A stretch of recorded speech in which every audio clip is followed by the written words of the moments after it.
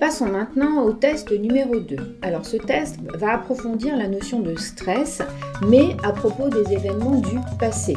Donc il est une bonne manière d'identifier les situations qui provoquent des ruminations et il évalue aussi la tendance peut-être que vous avez à déprimer et surtout à vous auto-déprécier. Donc vous avez dû calculer votre score en tenant bien compte donc des coefficients. Il y avait la colonne 0 dont il fallait rien faire. La colonne 1, on multiplie par 1 donc ça reste égal. La colonne 2, on multiplie le score total par 2 et la colonne 3, on multiplie le score de la colonne 3 par 3. Donc voici pour l'interprétation. Donc jusqu'à 29 points, il n'y a pas de souci, tout va bien. Comme à tout le monde, il vous arrive d'avoir des petits coups de mou. Ça vous arrive aussi de douter de vous-même, mais généralement vous vous en remettez assez bien et ça n'entame pas, ça n'entame pas votre morale à long terme, donc pas de souci. De 30 à 58 points, attention, vous êtes en zone orange. Donc là, veillez à bien identifier les situations et les personnes qui vous perturbent. Parce qu'il y a toujours des situations particulières. Voilà, si vous commencez à vous observer, et les 6 semaines que vous avez devant vous, il va falloir vraiment vous observer. Il faudra noter sur votre cahier de suivi quelles sont les situations récurrentes et les personnes qui vous mettent dans un état de rumination. Voilà, ça c'est très important de les identifier.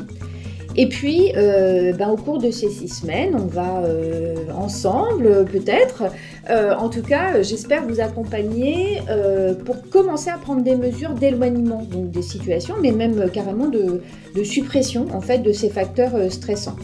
Donc on va voir des techniques pour vous aider, mettre à distance ce genre de choses.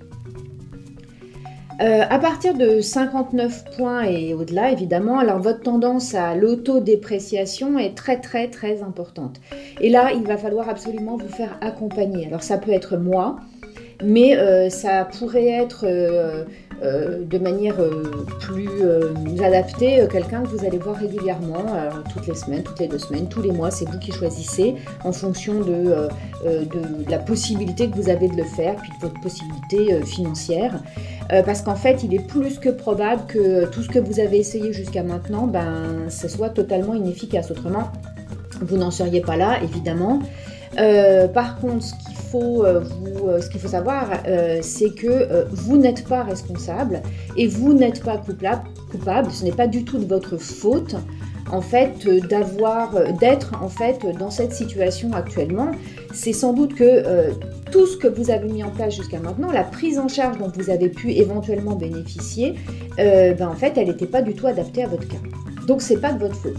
Alors n'oubliez pas que le groupe il est là pour vous soutenir. Moi-même, je suis là pour vous soutenir évidemment via ce groupe. Alors je vous encourage vraiment à pratiquer les exercices même et surtout même si vous n'avez pas envie de les faire, puisque un quart d'heure par jour, je vous demande une mobilisation d'un quart d'heure par jour pour commencer. Donc c'est vraiment pas grand-chose. Faites-le.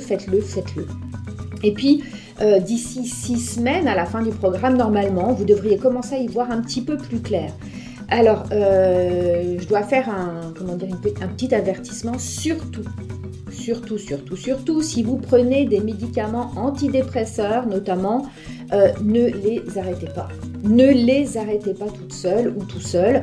Allez voir un psychiatre compétent pour...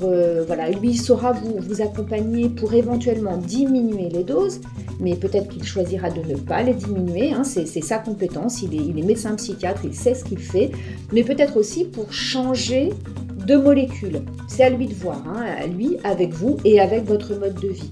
Votre médecin généraliste, même s'il est très bienveillant, très gentil, etc., il n'a pas la compétence pour vous aider à faire ça. Il n'a pas la compétence, souvent il n'a pas le temps non plus. Donc allez voir un médecin psychiatre, lui, il sait faire ce travail, c'est son travail, justement. Voilà, c'est tout pour le test 2.